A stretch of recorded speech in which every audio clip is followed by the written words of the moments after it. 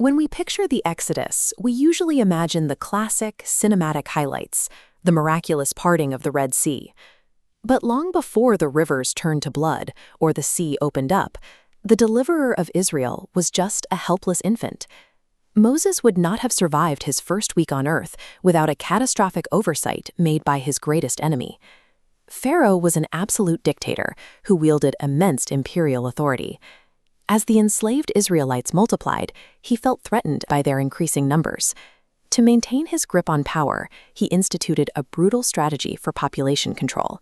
He issued a state-mandated order to execute every newborn Hebrew baby boy. Pharaoh included a specific exception in that decree. He commanded that the daughters be allowed to live. By dismissing these women as a threat, he unwittingly granted them the freedom to protect the very life he was trying to destroy. The resistance begins with two Hebrew midwives named Shiphrah and Puah. Pharaoh forced them into the impossible position of carrying out his murderous edict at the very moment of birth. These women feared God more than the dictator, preserving the boys.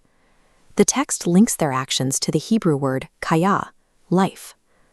When Pharaoh demanded an explanation for the surviving boys, the midwives claimed Hebrew women were simply too lively, delivering babies before they could arrive. Pharaoh's absolute political authority was rendered useless in the birthing room. He found himself outmaneuvered in a biological domain he could neither see nor control. Humiliated by the midwives, Pharaoh escalated his tactics. He enlisted the Egyptian public, ordering his citizens to throw every newborn Hebrew boy directly into the Nile River. This forced Moses' mother into a desperate act of defiance.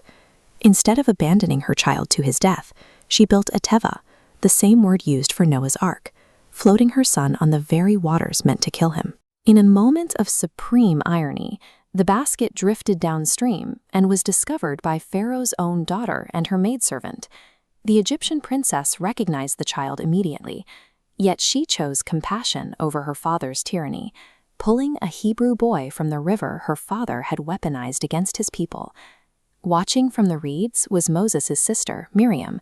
She stepped out of hiding and negotiated a deal with the princess, successfully getting Moses' own mother placed on the royal payroll to nurse him.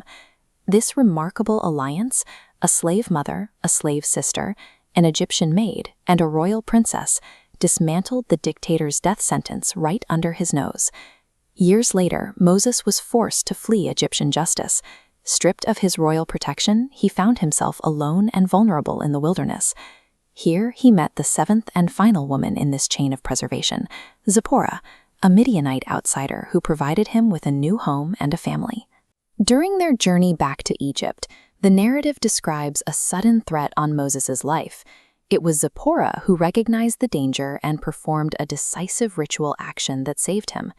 Even after escaping the reach of Pharaoh, Moses would have perished in the desert if not for the intervention of a foreign woman.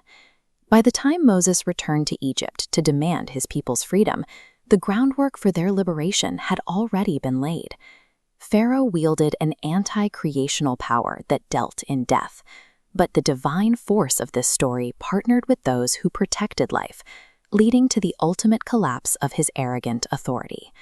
This diverse, interclass collage of women united for salvation, providing the spark from which the entire Exodus originated.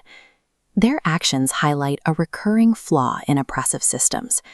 Tyrants are often blinded by their own hubris, leading them to ignore the very people they deem insignificant. The quiet, subversive courage of these 7 women represented a disruptive power that Pharaoh never saw coming.